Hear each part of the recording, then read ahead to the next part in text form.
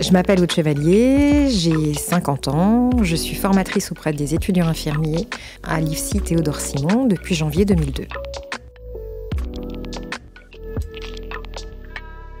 L'étudiant expert, un podcast original de l'IFITS. Un podcast par les étudiants infirmiers pour les étudiants infirmiers. Au début de ma carrière, mes intentions professionnelles ne s'orientaient pas du tout vers le métier d'infirmière. Je voulais être kiné. Et j'ai passé le concours de kinésithérapeute l'année de mon bac en 91. Et puis, j'ai mal été orientée. En fait, je suis sortie d'un baccalauréat F8. Alors maintenant, c'est l'intitulé, c'est ST2S. Et puis, j'avais pas du tout le niveau en physique-chimie. Et quand j'ai passé le concours de kiné, eh bien, j'avais eu une super note en bio, mais pas suffisamment dans les autres matières, ce qui fait que je me suis réorientée vers l'école d'infirmière. C'était un petit peu en me disant je fais une année et puis on verra, au besoin je reprends le concours de kiné. Et puis en fait ça m'a plu, donc c'est plutôt une carrière au départ pas du tout sur la vocation, mais plus sur la découverte du métier qui m'a plu et la relation avec les patients. Alors, j'ai passé le concours à l'école d'infirmiers de Montfermeil, dans une petite école où on était une trentaine par promotion. Et puis qui a été fermée en 97, je crois, et réinsérée sur l'IFSI Théodore Simon. J'ai passé mon concours en 91, donc j'ai dû passer un concours écrit, puis oral, et j'ai été diplômée en juillet 94.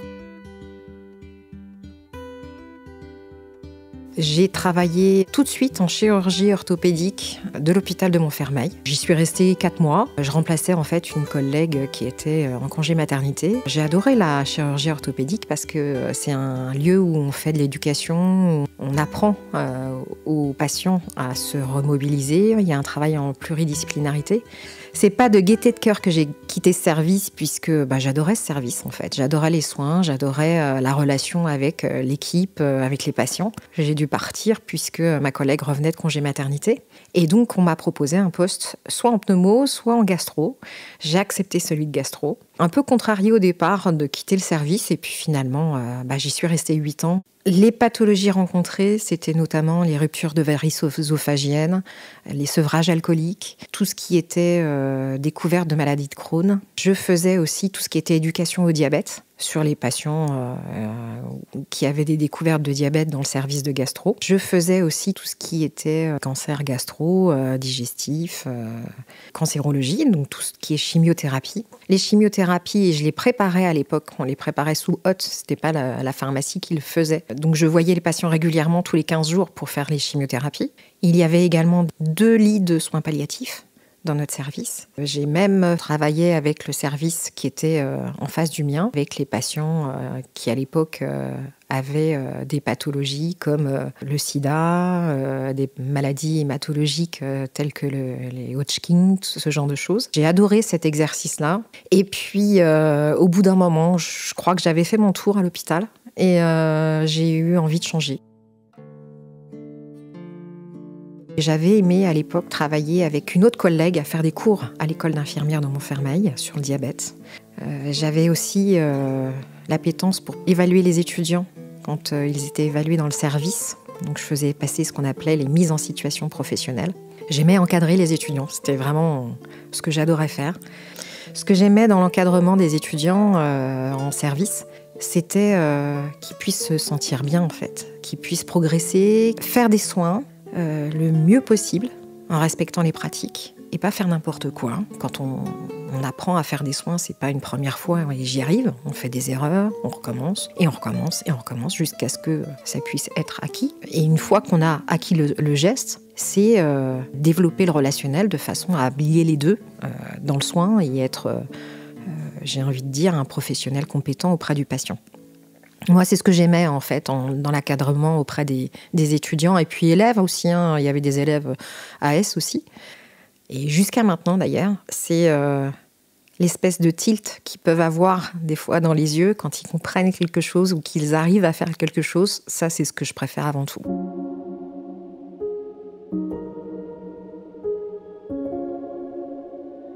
J'ai adoré, quand j'étais à l'école d'infirmier, une formatrice, Michel de la Chavonnerie, qui était ma formatrice. Et elle avait, quelque chose d'authentique dans tout ce qui était relation avec l'étudiant, une pédagogie qui était pour nous tellement sympa qu'elle nous faisait passer n'importe quel sujet avec une facilité déconcertante. Et je me suis dit un jour, je serai formatrice. Genre, je ne savais pas quand, je n'étais pas forcément tout de suite à me dire, dans 9 ans, je serai formatrice en école d'infirmière. Pas du tout. Je pensais faire d'autres choses. Et puis, finalement, j'avais vraiment envie de passer à autre chose. Je crois que j'avais fait le tour sur le service de gastro. Et puis, alors c'était un petit peu un crève-cœur puisque j'avais une super équipe. C'était vraiment un vrai bonheur en tant qu'infirmière de travailler dans ce service. Mais je me suis dit, à un moment donné, il faut changer. J'ai fait le tour.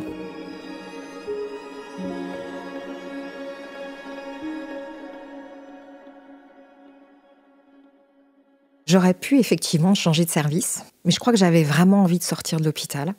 En fait, j'avais vraiment pas envie de faire autre chose que de formatrice. Et je me suis dit, et pourquoi pas ? Et je me lance un défi, j'y vais. J'ai donc pris rendez-vous avec la directrice de l'IFITS, Madame Garnier, qui était une directrice avec plein de tempérament. Et quand je l'ai rencontrée en entretien, elle m'a demandé mon parcours, elle m'a demandé ce que je faisais. Alors, j'avais fait que quelques cours en tant qu'infirmière auprès des étudiants infirmiers à la petite école de Montfermeil, mais selon elle, pas suffisamment. Et donc, elle m'a fait un vrai challenge. En fait, elle m'a dit, elle est sortie de son bureau, elle a été voir une collègue en face de son bureau qui s'occupait de la formation ambulancier. Et elle a demandé, est-ce qu'il y a un cours à faire d'ici 15 jours pour que Aude puisse faire un cours auprès des élèves ambulanciers. Et donc, on a trouvé un cours sur l'épilepsie. Et donc, en 15 jours, j'ai dû monter le cours, avoir une posture différente puisque c'était un public auquel je ne m'attendais pas et que je ne connaissais pas en dehors du service où j'étais infirmière. Et effectivement, je travaillais avec des ambulanciers au quotidien. Et donc, j'ai fait mon premier cours.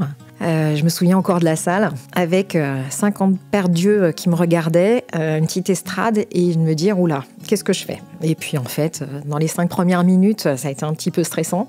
Et après, j'y suis allée à fond. Et donc, comme j'ai réussi le challenge, Madame Garnier, qui était donc la directrice, a souhaité me recruter, sauf que l'hôpital n'a pas voulu me lâcher pendant 1 an et demi. Et donc, j'ai intégré finalement l'école après les fêtes de Noël en janvier 2002 à l'IFITS, et j'ai travaillé en tant qu'infirmière, faisant fonction de cadre. J'ai fait une préparation au concours d'école de cadre en 2004. Et en 2004, j'ai pas réussi le concours dans un premier temps. Je me suis plantée, voilà. J'ai eu qu'un oral, et puis à l'oral, ça s'est pas bien passé.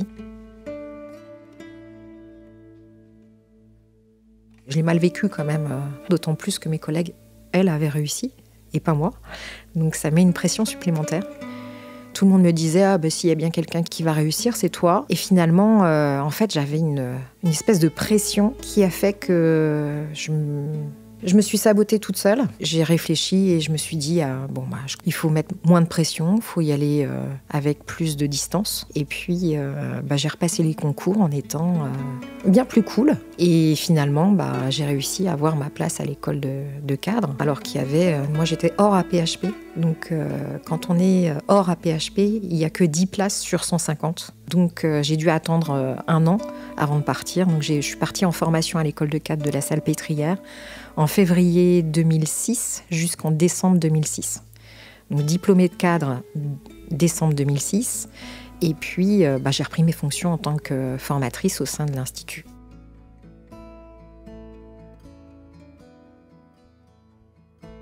J'ai fait plusieurs stages dans différents endroits. Je suis allée à l'IFSI de Jean-Verdier, je suis allée à Saint-Antoine, aux maladies infectieuses et tropicales. Je suis allée dans un autre institut de formation dans le 91. Et puis, j'ai fait un stage. C'est toujours spécifique à l'école de cadre. On fait un stage hors milieu de la santé. Et je suis allée faire un stage chez Toys R Us, pendant 15 jours. Et là, pour le coup, j'ai découvert une autre vision du cadre. Et ça a été très intéressant sur l'organisation en dehors de la santé. Ce stage chez Toys R Us, c'était axé sur le management et sur la cohésion d'équipe, comment faire pour pouvoir organiser le travail en étant cohérent. C'est quelque chose que je ne connaissais pas du tout. Moi, je découvrais vraiment. Et puis, ça m'a permis de faire le parallèle avec le travail de cadre dans les unités de soins.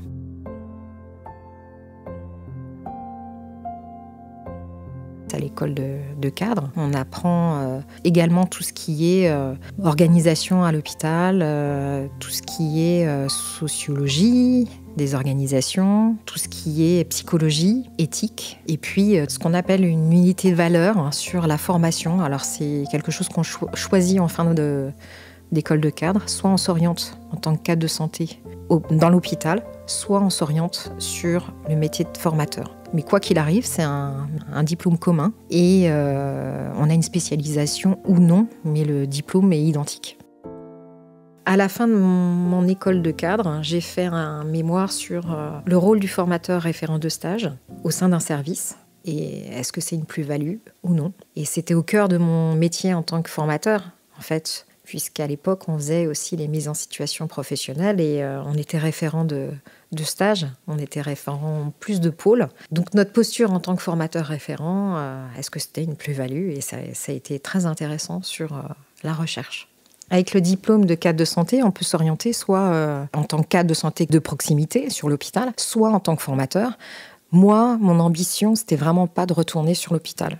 Ça faisait 4 ans que je travaillais en tant que formatrice, donc j'avais déjà appris énormément de choses sur le terrain, sur les méthodes pédagogiques, les différents courants, ce genre de choses. Et moi, j'adore ce que je fais, donc au quotidien, j'avais vraiment pas envie de retourner à l'hôpital. Mais ce qui aurait été possible avec mon diplôme de cadre, mais j'étais engagée aussi auprès de l'IFITS pour pouvoir continuer en tant que formatrice. Et honnêtement, j'avais pas du tout envie d'aller ailleurs. J'avais envie de continuer mon boulot de formateur. Donc j'ai repris en janvier 2007.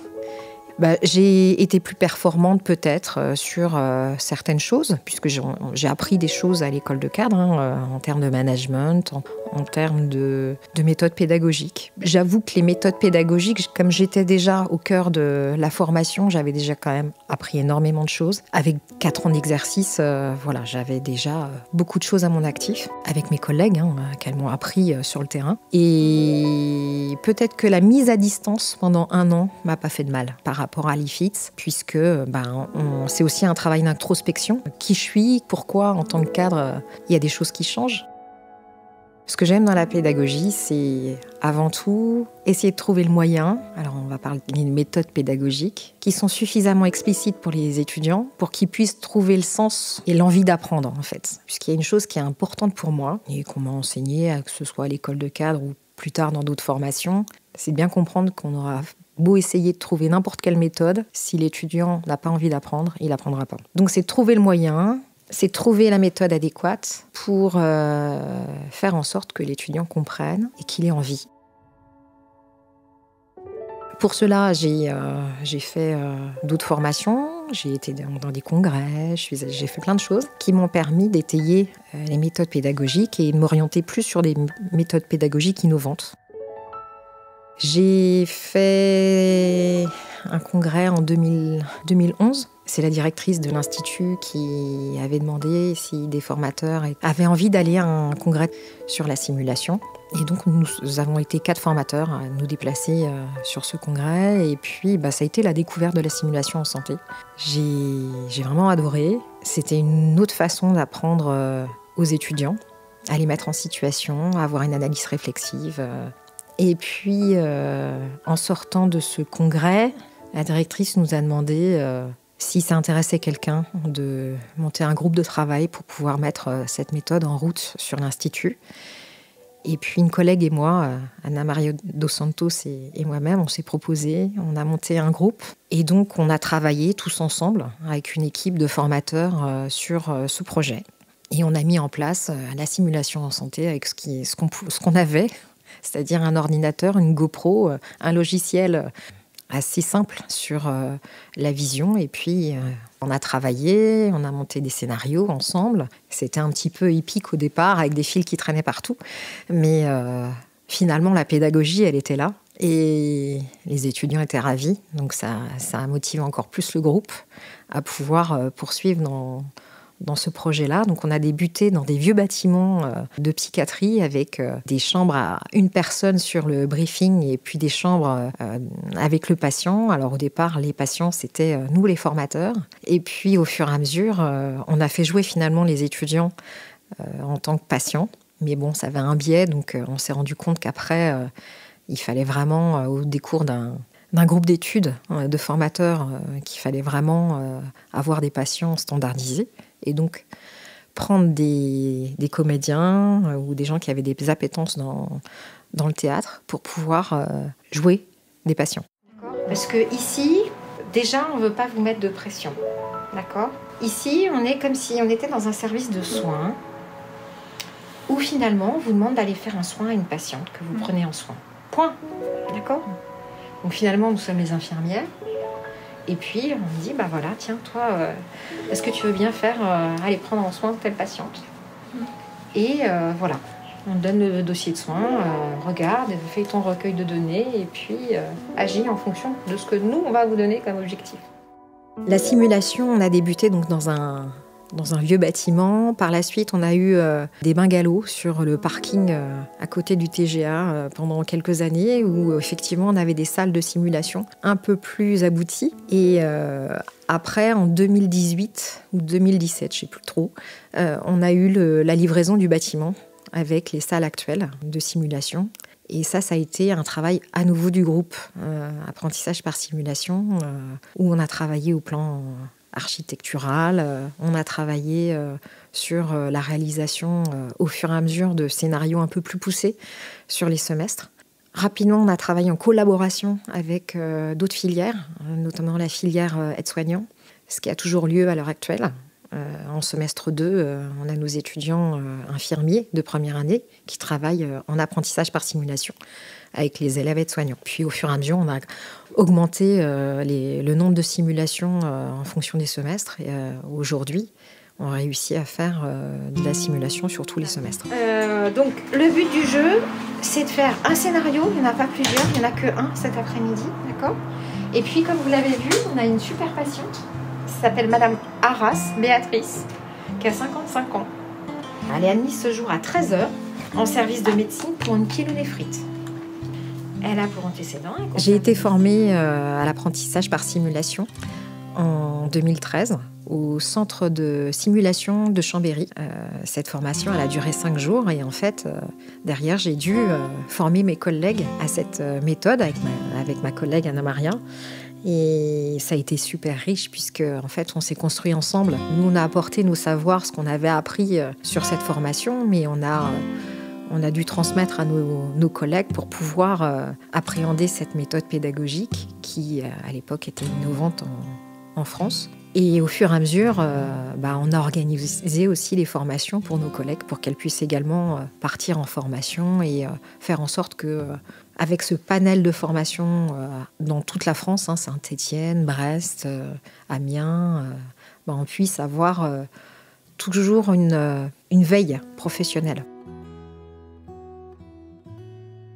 À l'heure actuelle, je suis coordinatrice d'apprentissage par simulation, c'est-à-dire que je suis celle qui coordonne une équipe de formateurs sur l'apprentissage par simulation. On a différents formateurs qui ont des missions sur ce groupe, que ce soit sur le matériel, sur l'organisation des patients standardisés, sur tout ce qui est numérique, sur tout ce qui est logiciel, puisque c'est aussi un métier où on doit aussi être de plus en plus performant, pouvoir gérer et l'informatique et la gestion des patients standardisés, etc. Donc ça, on ne peut pas faire tout seul. On a toujours besoin d'être au sein d'une équipe. On travaille tous ensemble pour un projet commun qui est la formation de nos étudiants à devenir des étudiants compétents. Et pour qu'ils soient compétents, il faut qu'on les mette en situation. Et ces situations de soins leur permettent d'avoir une réflexion et une réflexivité qui aboutissent sur la mobilisation de connaissances et théoriques et pratique. Et également sur le savoir-être. Je sais faire un soin, mais il faut savoir aussi allier le relationnel avec le patient. Donc les mettre en situation, finalement, eh bien, c'est là où ils peuvent s'auto-évaluer. C'est une des meilleures méthodes pédagogiques qui permettent de mettre l'étudiant en situation d'auto-évaluation de leurs compétences.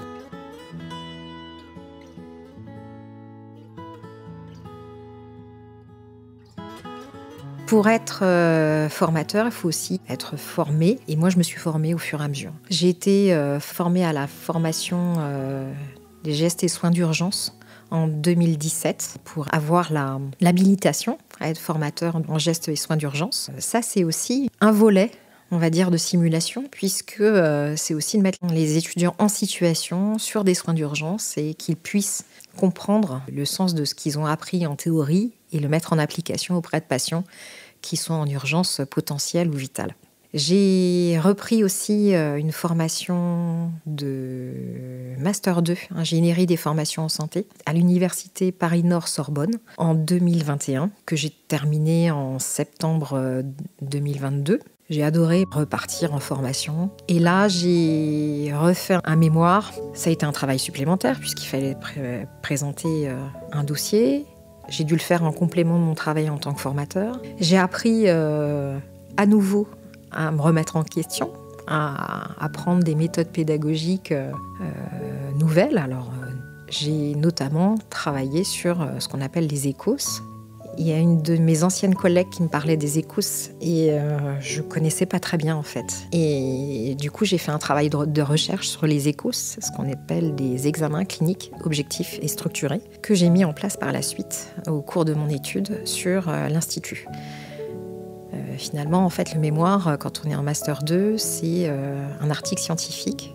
Et pour le coup, j'ai fait une étude sur le sentiment d'efficacité personnelle et est-ce que l'outil ECOS permet aux étudiants de s'auto-évaluer finalement.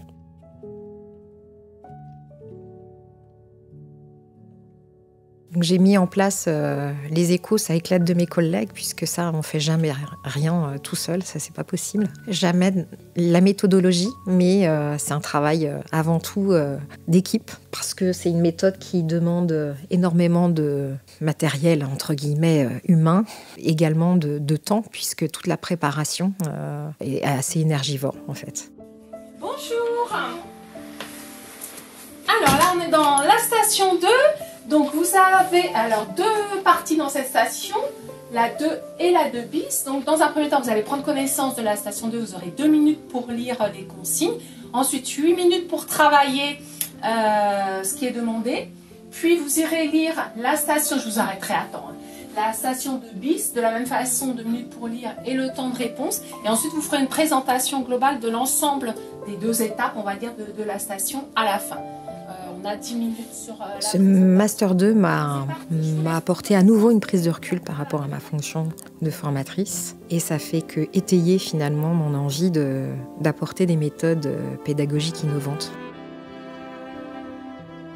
Ça fait 21 ans que je suis formatrice, mais malgré tout, j'ai pas l'impression d'être à distance de ce qui se passe sur le terrain. En tant que formateur, on se doit toujours de faire ce qu'on appelle des travaux pratiques. Et c'est une recherche au quotidien des formateurs d'être au plus proche de la réalité. On balaye devant notre porte aussi. C'est pas parce qu'on est à distance de l'hôpital qu'on n'est pas au cœur du soin. Notre pédagogie est toujours centrée sur le patient. Donc pour ce faire, il faut toujours qu'on puisse être au fait des changements. Une collègue récemment a appelé une infirmière hygiéniste. Ça nous a permis aussi de changer nos méthodes, de se rendre compte qu'effectivement, il y a certaines choses qui sont obsolètes et il faut revoir notre copie, comme on dit. Et du coup, on réajuste nos TP, on réajuste notre pratique. Au cours des 21 ans, j'ai changé énormément de pratiques. Et ça, c'est aussi être au cœur de la pédagogie, puisque à l'époque de l'ancienne réforme, avant 2009, on allait faire des mises en situation professionnelle. Donc, je basculais de l'autre côté du terrain, c'est-à-dire qu'avant, j'étais l'infirmière qui évaluait l'étudiant avec le cadre formateur. Et après, j'ai été formateur qui venait sur l'hôpital et qui évaluait l'étudiant avec l'infirmier sur le terrain. Ce qui fait que ça nous permettait d'avoir un pas sur le terrain et de pouvoir s'intéresser aux changements de pratiques, au matériel qui évoluait. Et depuis 2009, en fait, on se sert de professionnels qui viennent nous voir, qui nous forment aussi sur les changements. Voilà, on ne fait plus le soin de cette façon-là, mais d'une autre façon, puisqu'il y a eu des études qui ont été menées, etc. Et puis on se sert aussi de ce que les étudiants nous rapportent du terrain, puisque aussi les étudiants, ils sont au cœur du soin, et c'est eux aussi des fois qui nous transmettent certaines choses, certaines évolutions. Donc ça peut être que riche. Ce que j'ai envie de dire, c'est que quand on est formateur, il faut aussi savoir balayer devant sa porte et prendre aussi de nos étudiants qui vont en stage. À l'heure actuelle, les stages, c'est pas forcément évident pour les étudiants infirmiers. Il y a certains étudiants qui reviennent de stage qui sont enchantés. Il y en a d'autres qui reviennent de stage, c'est compliqué. Notre travail de formateur, c'est aussi d'analyser ça avec l'étudiant et faire en sorte qu'on comprenne ce qui s'est passé sur ce stage, sur quoi on peut rebondir pour pouvoir avoir un autre lieu de stage qui nous permette de développer leurs compétences. Il arrive souvent que les étudiants nous parlent d'un décalage entre la réalité du terrain et ce qu'ils apprennent à l'IFITS. On travaille souvent sur leur analyse de la situation, de qu'est-ce qui s'est passé finalement dans ce stage. Et ce travail de relation pédagogique avec l'étudiant nous permet de mettre en exergue que l'étudiant doit s'adapter au quotidien, en fait. Il doit s'adapter aux équipes, il doit s'adapter aux patients. Et s'il a été en difficulté, c'est peut-être parce qu'il n'a pas su s'adapter. C'est pour ça qu'on fait des entretiens de suivi pédagogique au retour de stage, pour pouvoir évaluer justement cet écart. Et ben nous, ça nous permet aussi de nous mettre à distance et peut-être de creuser ce qui fait qu'il y a un écart et balayer devant notre porte et de revoir notre méthode pédagogique. Parce que nous aussi, on doit s'adapter. Moi, le mot que je préfère en formation, c'est l'adaptation. On doit avoir cette capacité d'adaptation en fonction des patients, en fonction des collègues. C'est toujours être en alerte et de dire, tiens, il y a des changements.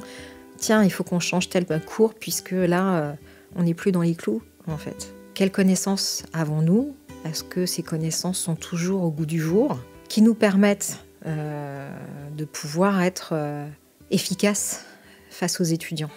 Et si on est efficace face aux étudiants, c'est qu'on leur permet d'apprendre dans de bonnes conditions et d'avoir des méthodes pédagogiques innovantes qui leur donnent envie d'apprendre.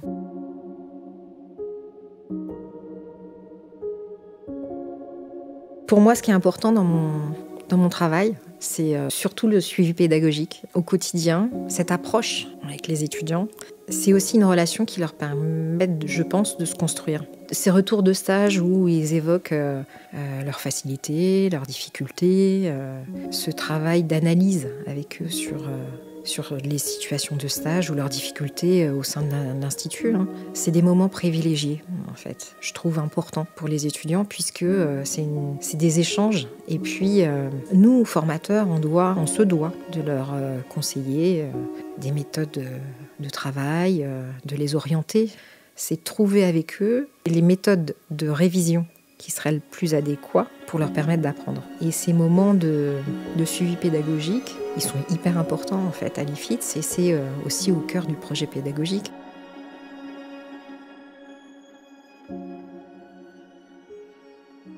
Alors moi je souhaite rester dans la pédagogie. J'adore ce que je fais, donc pour l'instant j'envisage pas du tout d'aller travailler ailleurs.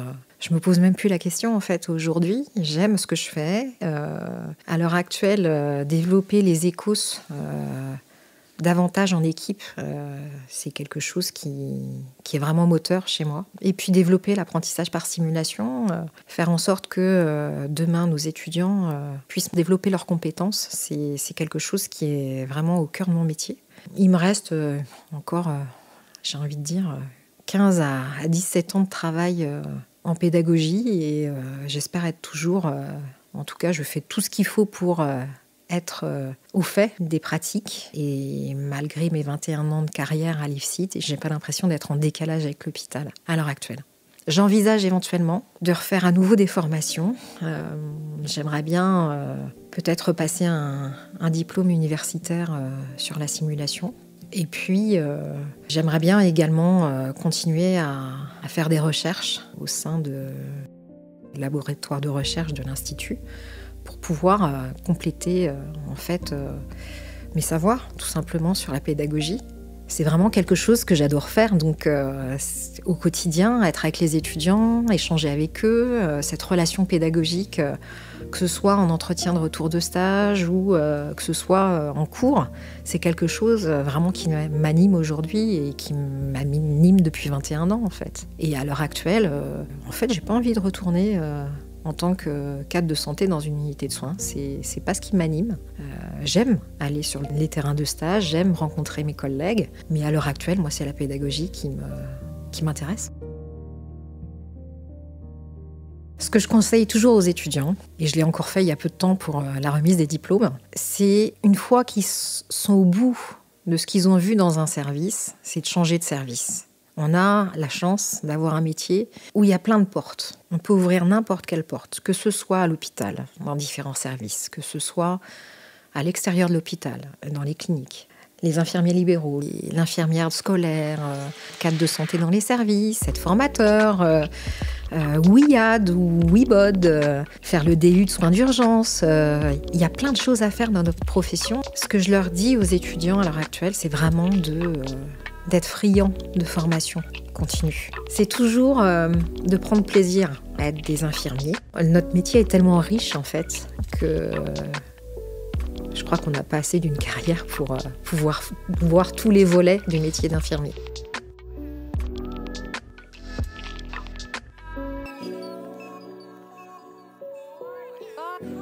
L'étudiant expert, un podcast original de l'IFITS.